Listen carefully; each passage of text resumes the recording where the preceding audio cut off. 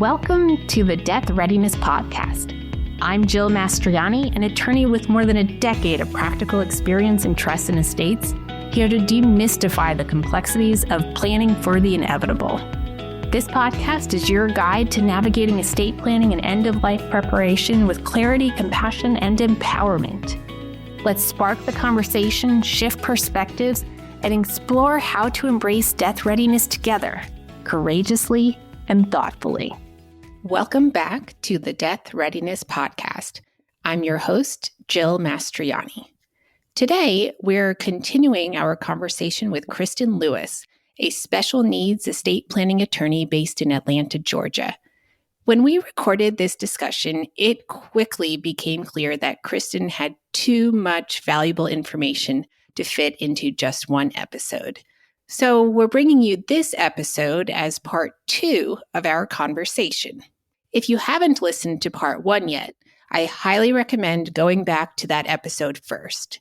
In it, we covered the basics: government benefits, special needs trusts, and some common misconceptions that can put a loved one's financial security at risk.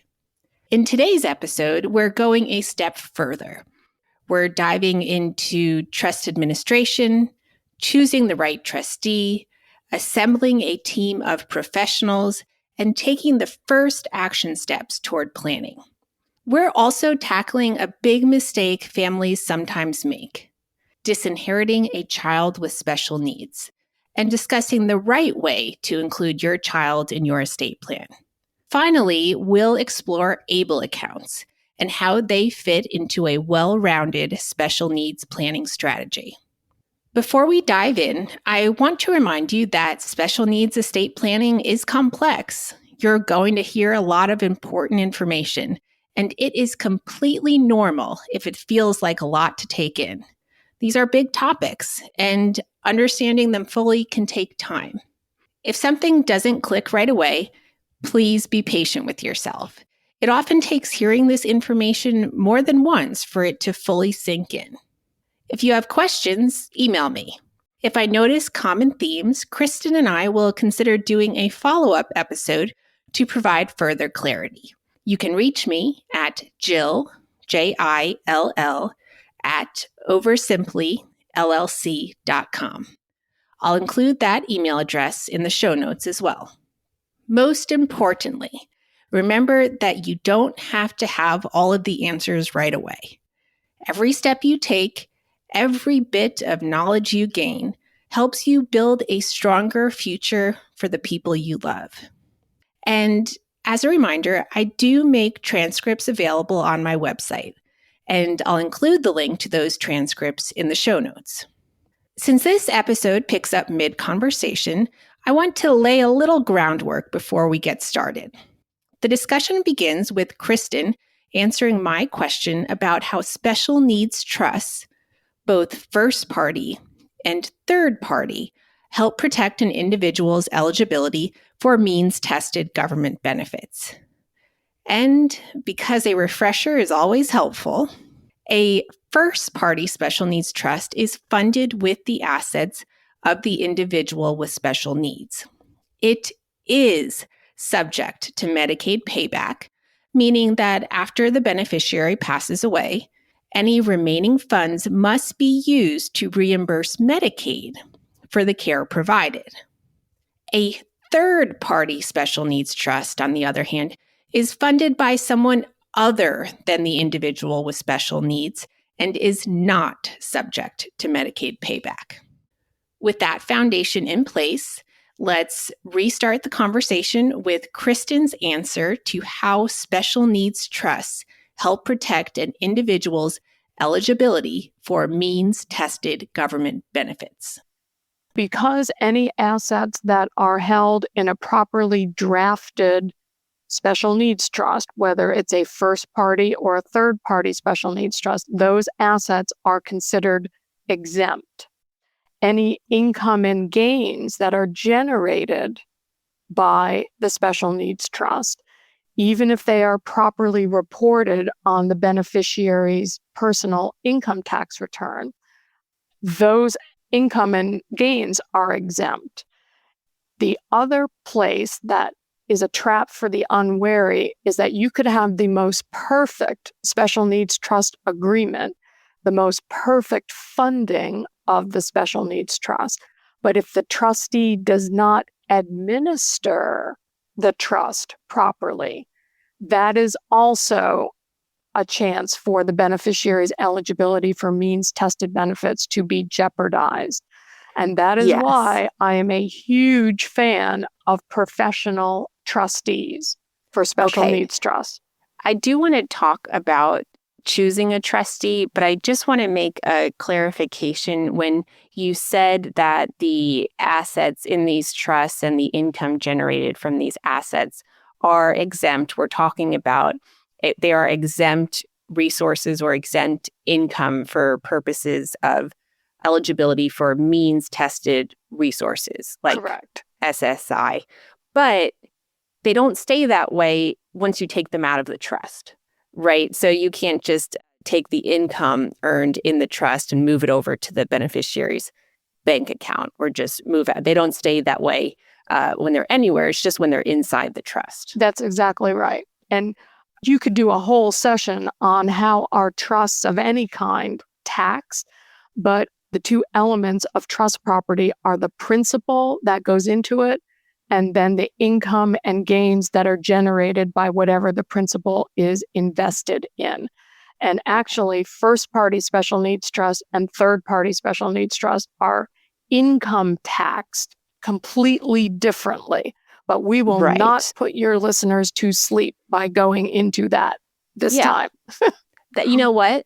Because they don't have to worry about it. They're going to choose a good trustee who's going to worry about rules. that. Exactly. Yeah. So how do we choose a good trustee? And you said that you prefer a professional trustee. And of course, the question that I talked about in a previous episode with corporate fiduciaries is maybe they don't want to be the trustee of a special needs trust. And how does that all work?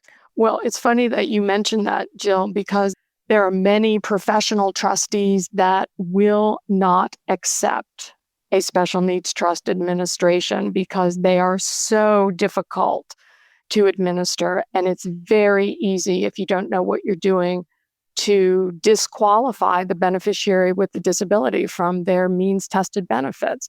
And so the compliance and risk management departments of many professional trustees will not take them. And so in my practice, we have a handful of professional trustees who manage special needs trusts. It is a core aspect of their trust administration business. And if you're thinking about a professional trustee, you don't want your child's special needs trust to be the only one they are administering. You want somebody or an entity that is managing hundreds of special needs trusts and knows what the rules are. They are also in a better position, professional trustees, to manage the income tax liability of first-party and third-party special needs trust to minimize the amount that is paid to the IRS on the income and gains generated by the trust. But it may be more helpful to talk about why individual trustees are not a good idea. When you're talking about professional trustees, you're talking about corporate professional trustees?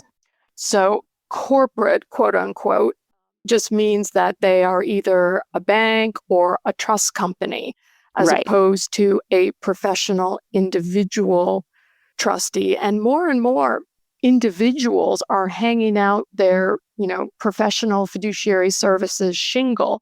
They are former trust officers or recovering lawyers or accountants who just want to manage trusts. And there aren't that many of them out there, but there are some, and that is another option. But we tend to use the quote unquote corporate professional trustee.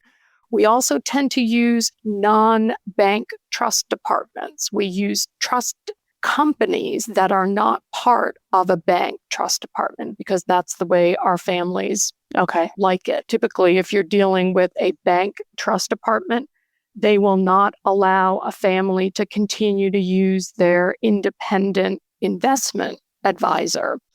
The bank wants to use their own in-house investment advisors, and most of my families don't like that option. And so we go with a trust company, many of which will allow the family's tried and true, long-standing independent investment advisor to continue to manage the assets of the special needs trust. And some of the trust companies have their own in-house portfolio managers for those families that don't have an independent investment advisor. I want to jump in here to clarify something about trust management that might not be clear to someone who doesn't work in the industry. When it comes to fulfilling the terms of a trust agreement, there are two main pieces: managing the administration of the trust and managing the trust's investments. Sometimes the trustee, the person or entity responsible for overseeing the trust, is also responsible for making investment decisions. But in other cases, the trust is set up as what is referred to as a directed trust, meaning the trustee follows the guidance of an investment advisor when it comes to managing the trust's assets. The directed trust setup allows families to keep working with their own financial advisor for investment decisions, which, as Kristen pointed out, is very important to some families. In this directed trust situation, the trustee focuses on handling the administrative side of the trust, like filing the trust tax returns, communicating with beneficiaries, and distributing assets to beneficiaries as appropriate. Now, to echo what Kristen said, if a bank is serving as trustee, things can be a little different. Because banks typically have built-in investment management services, they often prefer or even require that they manage the trust's investments themselves. I hope that clears things up a bit. Now, back to the conversation to get some helpful action items from Kristen. I was thinking maybe we could talk about some action items, because I know someone who is listening might be feeling a bit overwhelmed. So can we maybe distill what we've talked about into some action items? Sure. I have a list here. Many of the things on this list we've already talked about: understanding the difference between government benefits that are means tested and those that are employment linked. We're making this list available, correct? Yes. To the listeners. We do. We have a very user-friendly article that goes over all of these points in a little bit more detail than we're going to have time for today. Okay, so you don't have to write all this down. Remember, we do make the transcript available, so you can print that out for yourself, but also these sort of action items, we're going to make those available as well. So just listen, just relax and you can listen. Okay. The second one is know the difference between first-party and third-party special needs trusts. Select an appropriate trustee for the network of special needs trusts that we just talked about. Consider an appropriate allocation of estate assets to fund the network of special needs trusts. We don't want to overfund the share of the child with a disability or underfund the share of the other children. I'm pausing the conversation here because after re-listening, I realized that Kristen and I moved through these points rather quickly, and I want to take a moment to expand on them. When determining how much to allocate for a child with special needs, it's important to assess their long-term financial needs. This isn't always an easy calculation, but there are professionals like life care planners who can help estimate future costs. Some key considerations include ongoing medical expenses, therapy, assistive devices, home modifications, and personal care needs, as well as the potential cost of caregiver support over time. If you're able to have open conversations with your children about how funds will be allocated, it can go a long way in preventing misunderstandings and resentment down the road. fair does not always mean equal, and helping your children understand the reasoning behind your decisions can create a sense of clarity and peace within your family.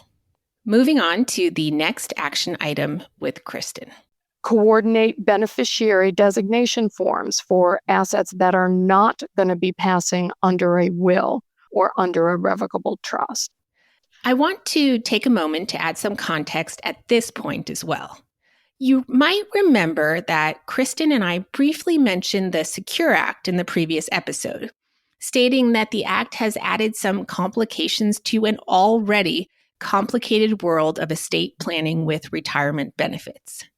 For this reason, you might decide that it's easier to leave your retirement accounts outright to your children who do not have special needs. You can do this by naming them as designated beneficiaries on the form provided by your retirement plan administrator. At the same time, you may decide that other assets, such as the proceeds from the sale of your home, should be used to fund a special needs trust for your other child. You would generally make this funding direction in your will or your revocable trust, depending on your planning structure. Coordinating planning of your various assets can optimize tax efficiency and administrative simplicity. Back to Kristen for the next action item. Coordinate the well-intentioned generosity of family and friends that may want to help secure the future of the beneficiary with the disability. Just popping in with a quick reminder about the friends and family letter that Kristen mentioned in the previous episode. When Kristen works with families on estate planning, she includes a follow-up letter, often called the Dear Friends and Family letter, that parents can choose to distribute to relatives, friends, or anyone who might want to provide financial support for their child with special needs. This letter lays out clear guidelines on how to give gifts in a way that protects the child's eligibility for means-tested government benefits, like SSI and Medicaid. If well-meaning grandparents, extended family, or friends aren't aware of the rules, a simple gift could unintentionally disrupt essential benefits. This letter helps prevent that mistake by explaining the right way to provide financial support, usually through a third-party special needs trust rather than direct gifts. Assemble a team of allied professionals that are going to help design and implement the special needs estate plan. Do we need to get into that a little bit more? Okay. I just want to make sure that no one's kind of at the edge of their seats waiting to figure that out. Okay. So the team of allied professionals is different for every beneficiary with the disability, depending on the nature of the diagnosis and their support needs. And so as part of our comprehensive special needs estate planning, we help the family determine who needs to be on their child's team. Okay. I help them identify people who know how to do the tasks that will be ascribed to them. One of the scariest things for parents who are doing special needs estate planning is not knowing who knows what they're doing. Just like you don't want to use a corporate trustee that's only administered one special needs trust, you don't want to be relying on these allied professionals if they are relatively inexperienced in serving as a team member. And so as we go through the types of team members that many families need on their child's team, bear in mind that we are just identifying who needs to be able to serve this child once the parents are no longer able or willing to do so.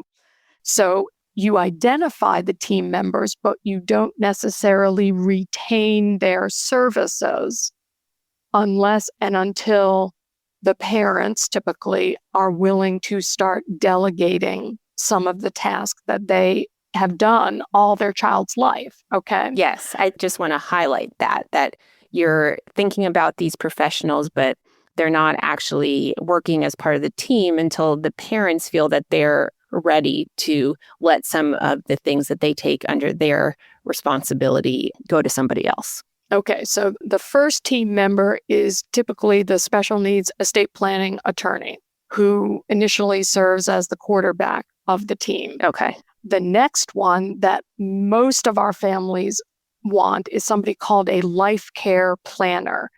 And, a scary aspect of being the parent of a child with a disability is not knowing how to answer the question, well, how much is enough for us to set aside for our child with the disability in this network of special needs trust? And a life care planner is the professional who develops the life care plan that sets out in detail the answer to the how much is enough question. Where would someone find a life care planner? There are one or two sort of professional organizations that attempt to certify life care planners, but in my experience, there's some inconsistencies between the certifying organizations. But the other way to find a life care planner is to call your favorite personal injury attorney, if there is such a thing. Okay. Because personal injury attorneys, have been using life care planners in the context of medical malpractice or, personal injury cases for many, many years. And only recently have life care planners been used to help families trying to secure the future of a child with a disability. Okay. Another member of the team of allied professionals will be what I call a government benefits navigator that can actually help families apply for these various government benefits. There's nothing that the government loves more than parents who try and apply for these benefits on their own. Don't even be tempted to do that. And a wonderful government benefits navigator will walk you through that process. If the beneficiary is of school age, many times families will need a special education advocate or attorney on their child's team. You also are going to need an accountant on the team who knows how to prepare tax returns for special needs trust. Many accountants do not know how to do this. You also want to have an investment advisor that is sensitive to the impact of the beneficiary's disability on portfolio allocation. You want a life insurance professional who works with families, whether it's the parents getting life insurance insuring their lives, or whether it's the beneficiary with the disability. I mean, just because a person has a disability doesn't mean that it needs to adversely affect their insurability. If they have a spouse and children, for example, that they want to provide for, just like any other person wants to provide for their family. And I would think that using life insurance as a funding mechanism, especially with younger families who, might not have built up a portfolio or just don't have perhaps the means that they wish that they had to support a child if they were no longer around, that life insurance professional can talk about term life insurance policies that might be more affordable options and still give peace of mind. Well, the only downside, yes, term policies are inexpensive or less expensive than a whole life policy, for example, but their child's disability is permanent, not term. And so one of the mistakes that families sometimes make is all they have is term. And then when it's too expensive to continue to maintain a term policy, a huge chunk of the funding that they envision for their child's future care is taken off the table, and they may or may not have been able to acquire additional assets to replace the term life insurance proceeds.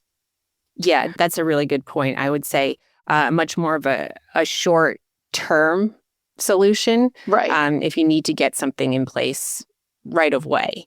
Exactly. But to your point, yes, term life insurance isn't going to be there, perhaps, as long as the needs exist. Well, probably my favorite team member, I'm leaving the best for last, is what's called a disability care manager. And most families have never heard of a care manager. They may have heard of a geriatric care manager, but there is an allied professional now called a disability care manager. And one of the articles that you're going to post is, what can a disability care manager do for me and my family? And so we won't spend any time talking about how they can help a family, but they are indispensable for most families. And I think you had talked about being able to suggest somebody who might even be willing to be on the podcast just as another way to give people a bit more information. So that's something that we'll talk about. But if you're listening, just know that we're not trying to just give you a whole bunch of information and send you on your way. We're trying to make this a continuing conversation and continuing education. So the one last team member I will mention that more and more of our families are asking for, especially over the last couple years, is an appropriate counselor for the beneficiary with the disability, many of whom experience all sorts of anxiety as they watch their parents get old and prepare for death or disability. And we've also had a cry and a request for intimacy counselors for the person with the disability. You know, just because a person has a disability doesn't mean that they aren't interested in companionship and, maybe even a sexual relationship. And so many of our families really don't want to talk about sex with their child who has the disability. It's hard enough talking about sex with neurotypical kids, never mind a child with a diagnosis. And so that is a relatively new entry to the team of allied professionals for many of our families. And then, of course, ultimately, the quarterback of this team of allied professionals is going to be whoever serves as legal guardian for the person with the disability.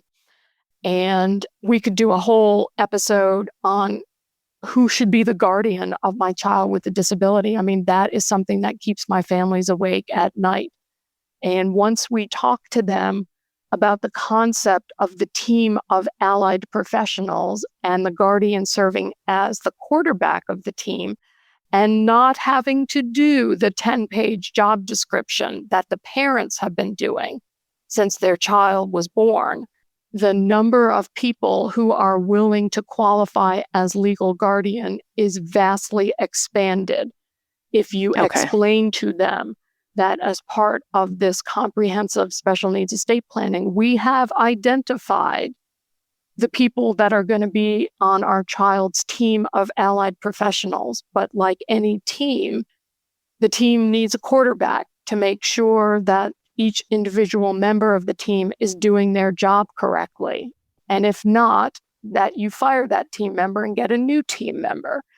And so this is a huge relief for so many families who think that they will never find somebody that will do the 10-page job description that they have been doing since their child was born, that they're doing currently, and that they'll do till they take their last breath because it's their child and they do whatever needs to be done. But it is not reasonable for anyone other than the parents of a child with a disability to do all 10 pages of the job description.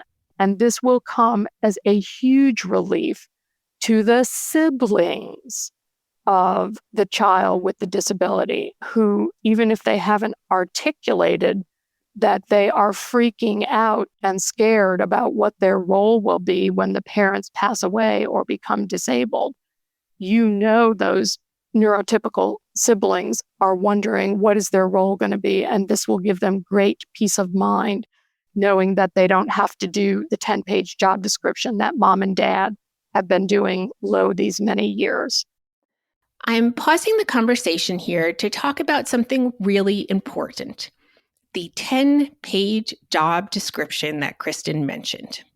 If you have a child with special needs, it might feel overwhelming to think about all the knowledge you carry in your head about their care, the routines, medical needs, preferences, and everything else that makes their life run smoothly. In fact, it might seem easier to just keep managing everything yourself rather than trying to explain it all to someone else. But here's the reality. At some point, someone else will need to step in, whether for a short time while you're away or in the long term. And when that happens, having a clear plan in place will be critical. So let's take this one step at a time. You don't have to write out all 10 pages at once, but let's commit to starting. Getting even a few details down on paper is a step toward making sure your child is cared for in the way you want, no matter what happens. To help, I've put together a form you can use to begin this process. You can find it in the show notes or on the resources page of my website.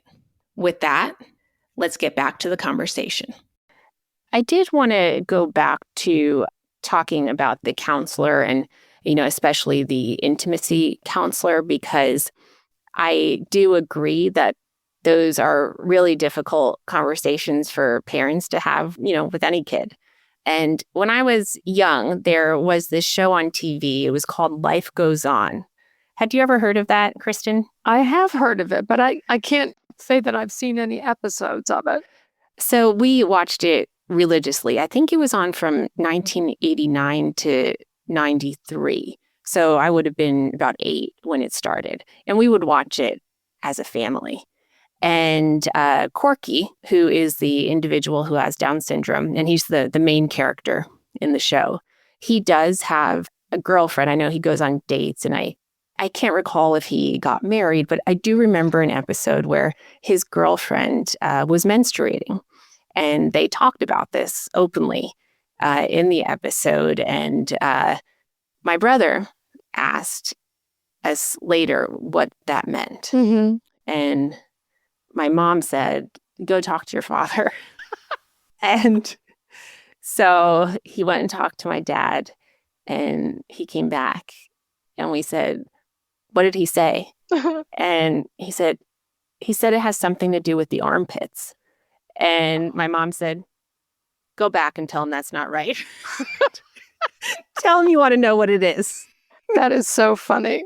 As a kid, I remember thinking that was so funny. But just like an example, it's hard to talk about. No, menstruation has nothing to do with your armpits. But that was what my dad felt was the appropriate answer at the time.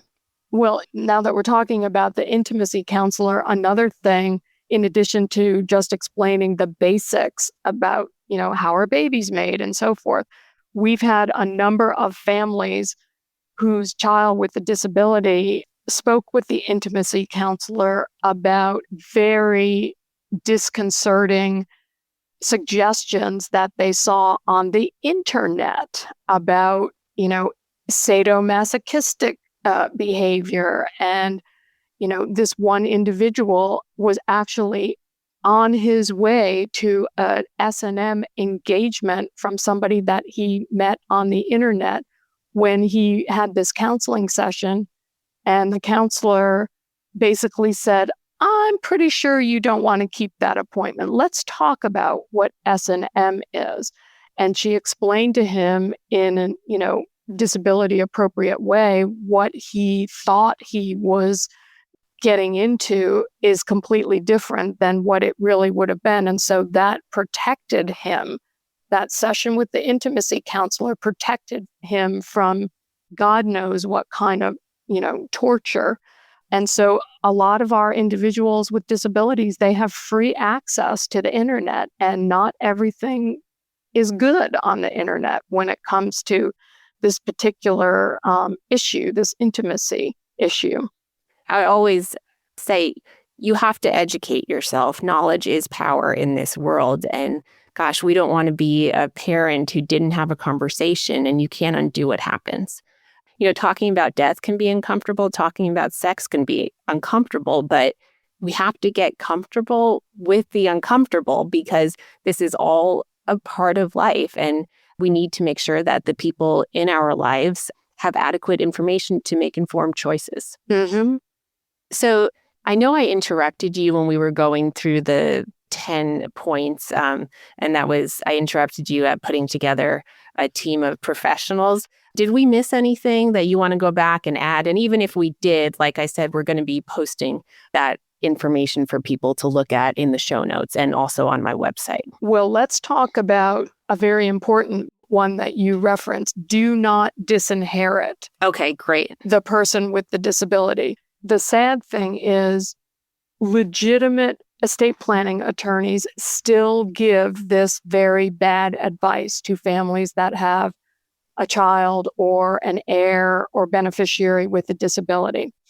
And generally, they give the advice to disinherit the beneficiary with the disability because they don't know how to do special needs estate planning. Right. They don't want to learn how to do special needs estate planning, and they are unwilling to co-counsel with someone who knows how to do special needs estate planning. And so these traditional estate planning attorneys suggest that the share of the child or beneficiary with the disability should be informally managed by a sibling or another family member or friend who will do the right thing, quote unquote, by the person with the disability. And this informal approach almost never works out the way the parents of the beneficiary with the disability intend. Most of the reasons it doesn't work out has to do with creditor problems that the family member or friend get into. And so let's just assume that the family member wants to do a good job and they segregate the assets that are set aside for the person with the disability in a separate account that's in their name, okay? But then that individual gets into a messy divorce. And as part of the divorce settlement, the funds set aside for the person with the disability end up in the ex-spouse's pocket. Or the family member doesn't pay his income taxes, and there's an IRS tax lien placed on all of the assets, including the account with the funds set aside for the person with the disability. Or what if the person dies? The person that you're trusting dies. Yep, dies without a will. 70% of people die without a will. And so the intestate heirs receive the assets in the account that was set aside for the person with the disability. Or that's a lot to put on somebody to do planning and create a special needs trust when you weren't willing to do it in the first place. So exactly. If your listeners ever get that advice from an attorney, you know that you need to be looking for another attorney. And in fact, there are some cases out there. It is grounds for legal malpractice. Oh, wow. If an attorney suggests disinheriting the person with the disability and using one of these sort of informal approaches. Okay. So one more I have.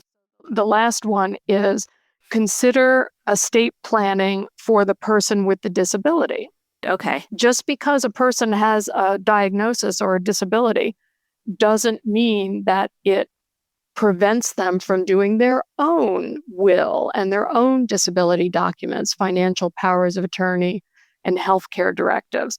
And so sometimes families, they're so busy putting together the special needs estate plan that supports their child with a disability that they forget that that individual can still have capacity to do a will or a trust or their disability documents. Right. I think people might not understand that the capacity for creating a will, it's relatively simple. You understand what you own. You know who the natural objects of your bounty are, your family, you know who they are, and you know who you want to give things to. Pretty simple. Yeah, that's pretty simple. Okay, Kristen, do you still have time to talk about the ABLE account? Of course. Okay, awesome. Because the ABLE account, I think, is a tool that a lot of families are trying to use, and I think it can be a little bit confusing. So can you tell us first what an ABLE account is? And here we have another acronym. Maybe you could tell us what that stands for, too. Yes, we do. So ABLE stands for Achieving a Better Life Experience. All of these acronyms are so tortured. But an ABLE account is modeled on a traditional 529 college savings plan, which many of your listeners are familiar with. And an ABLE account is basically a savings mechanism for people with disabilities whose onset date preceded their 26th birthday. Okay. So at least under current law for the rest of this year, 2025, if the disability onset date was after the 26th birthday, then you can't open an ABLE account. However, effective on January 1st of 2026, this age limitation increases to 46. Oh, wow. Okay, that's a significant change. That is a significant change. And so many more millions of people will be eligible to set up an ABLE account after January 1st of 2026. And this, too, is an exempt asset for purposes of establishing and maintaining eligibility for means-tested government benefits. Okay. The person opening the ABLE account has to establish that they meet the government's definition of disability, which means if they're getting SSI or SSDI, they've already met that requirement that, the government agrees that they meet the definition. Okay, so if you show that you're receiving either of those, Yes. then you would have a qualified disability for the ABLE account. Exactly. And if you don't happen to be eligible for either of those, there is a certification process in lieu of currently qualifying for SSI and SSDI. Okay. So an ABLE account is a wonderful new tool for special needs planning, but it is not a substitute for the network of special needs trusts that we talked about. But in some regards, it is better than a special needs trust because, for example, the person with the disability is allowed to manage the funds in the ABLE account if he has capacity to do so, or they can designate a third party to manage it. Okay. The person with the disability actually can be involved in the investments that the ABLE account. So, every state ABLE program allows investing the assets of the account in, equities or fixed income. And so the beneficiary with the disability can be a part of that process. And you can save up to $100,000 in an ABLE account and not adversely affect your monthly SSI payment. Once it goes over $100,000, your SSI payments are suspended. Once it goes back under 100, your SSI payments can start up again. Now, can a grandparent make a gift to an ABLE account? Yes, they can. And so we talked about, in the context of annual exclusion gifts, that every donor can give $19,000 a year to a person without having to pay any gift tax. With an ABLE account, you'll hear that $19,000 a year number again, but it basically involves gifts from all sources cannot exceed $19,000 Annually? Annually. And so if grandma makes a $19,000 gift to the ABLE account, nobody else can contribute to the ABLE account that year. And so that is not as favorable as contributing to a third-party special needs trust because, of course, there's no limit on what you can fund a third-party special needs trust with. And do we have the Medicaid payback with the ABLE account? I'm so glad you asked about that. And that is a very state-specific answer. So in Georgia, for example, our ABLE program, which is actually part of a consolidation of many states, it's called the STABLE, STABLE. I do not know what the ST stands for.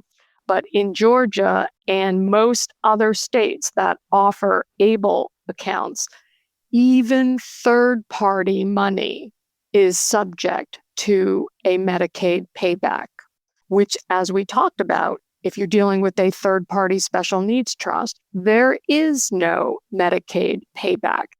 And so one of the resources that you're going to be listing is something called the ABLE National Resource Center. When you go on their website, it will give you all the differences between all the different state ABLE plans, including whether they have a Medicaid payback or not. Okay, that's very helpful.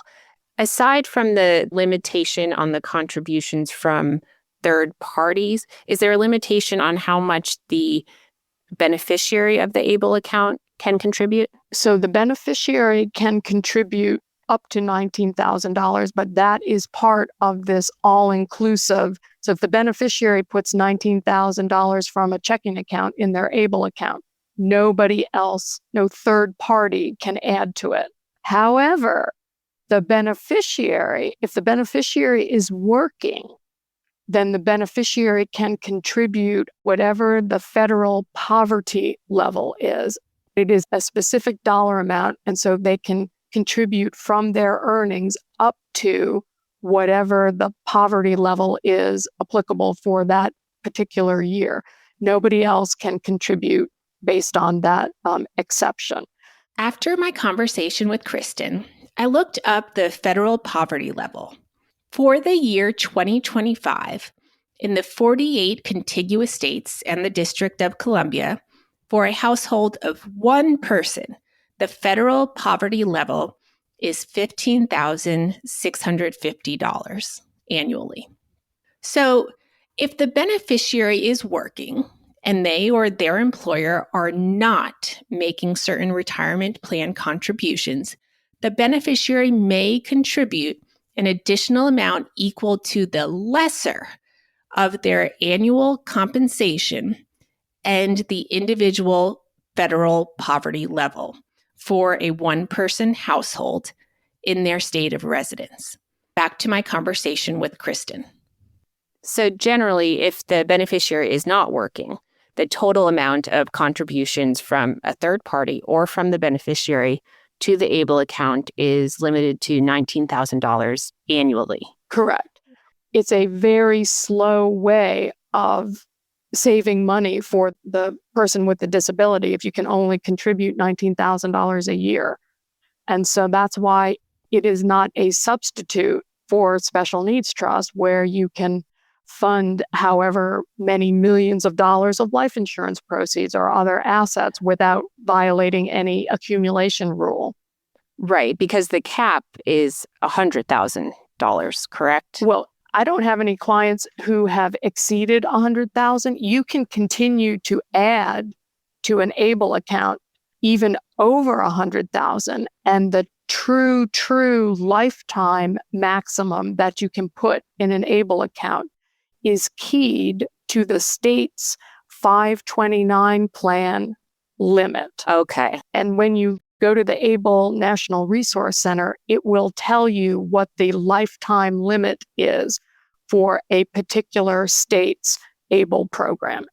So in Ohio and some more enlightened states, the maximum is over $500,000 because that's what the limit for 529 plans is.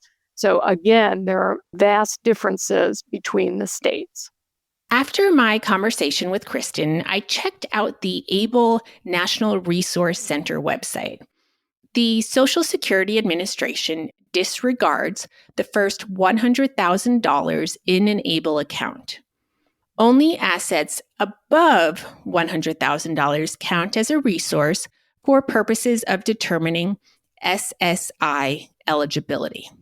If an ABLE account balance exceeds $100,000 by an amount that causes you to exceed the SSI resource limit of $2,000 for an individual, whether alone or in combination with countable resources owned by the individual outside of the ABLE account, the Social Security Administration suspends the SSI payment until the countable resources are below the allowable limit. But pay close attention here because you need to be very careful not to lose eligibility for Medicaid. A beneficiary's Medicaid continues when an SSI recipient's ABLE account exceeds $100,000 by an amount that causes the recipient to exceed the SSI resource limit, whether alone or with other resources. The recipient retains eligibility for Medicaid as long as the recipient remains otherwise eligible. So if non-able resources cause an individual to exceed the resource limit, Medicaid is suspended. You need to be very careful that the resources outside of the ABLE account do not exceed the resource limit. It might seem like a technicality, but technicalities matter in the world of means-tested eligibility for government benefits. And as Kristen mentioned, the ABLE account limit for your particular state is available on the website for the ABLE National Resource Center. I will include a link in the show notes. Now, back to our conversation. I think we've covered a lot, Kristen. Yes, we have. I appreciate you spending time with us. I wanted to reiterate that we are going to be putting a few resources in the show notes and also on my website, so anyone can get those there. I also wanted to mention that we'll put a few links that might be helpful, including to the Special Needs Alliance, which is specialneedsalliance.org, as well as I want to put a link to where people can find you. Can you just tell us how people can reach out to you? And then I'll also include that information online and in the show notes. Of course. So I am in the Atlanta office of Harrison LLP. So if you go to www.harrisonllp.com, you will find me. You will find some of the articles and other things that are posted. You can also send me an email at klewis, Lewis, at harrisonllp.com. And I always offer to be an ongoing resource for people who have heard one of my presentations. And I hope your listeners will take that to heart. And, the Special Needs Alliance website will help them find a special needs estate planning attorney in their state.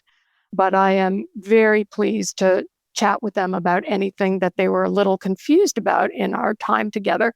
And, based on my 40 years of giving speeches to families that have children or other loved ones with disabilities, I have determined that families need to hear the same exact information at least 3 times before it starts to make sense to them, before they're ready to actually take the steps and move forward with special needs planning. And so if any of your listeners are feeling like a fire hose of information has just engulfed them, they are in good company. And they can listen again, and that'll be the second time they hear the information. And then the third time they listen, it will start to make sense. But for any lingering questions, I'm happy for them to send me an email so we can go over those. I also wanted to clarify, so you are licensed in the state of Georgia only, is that correct? I also have maintained my license in the state of New York, but it will be a cold day in hell before I ever practice in New York again. So primarily, yes, Georgia, but we serve as co-counsel with lawyers all over the country. And that's how you and I met. I was the co-counsel in Tennessee, making sure that the work that you were drafting was complying with Tennessee law. Mm-hmm. So it was a good experience, obviously, or I wouldn't have asked you to come on the podcast. But I think that it is really difficult to find qualified professionals. And if someone is thinking, oh my gosh, but Kristen's in Georgia and I'm not, there are lots of attorneys in the states where other people live. And you had mentioned that often you will co-counsel with someone who is a member of ACTEC. What does that stand for? Yet another acronym, and it stands for the American College of Trusts and Estates Council. And there are a fair number of ACTEC members who are also Special Needs Alliance members. And if a ACTEC member is not a Special Needs Alliance member, then many times I can co-counsel with the ACTEC member and still get the job done for the family. I think the main thing that you're looking for and an attorney who might be in your state if you don't live in Georgia is someone who is open to admitting that they don't know what they don't know. Exactly. It's not possible to do everything. And so an attorney who is capable of working with someone who specializes in a different area of estate planning and special needs estate planning, just being open to that experience is probably the most important part.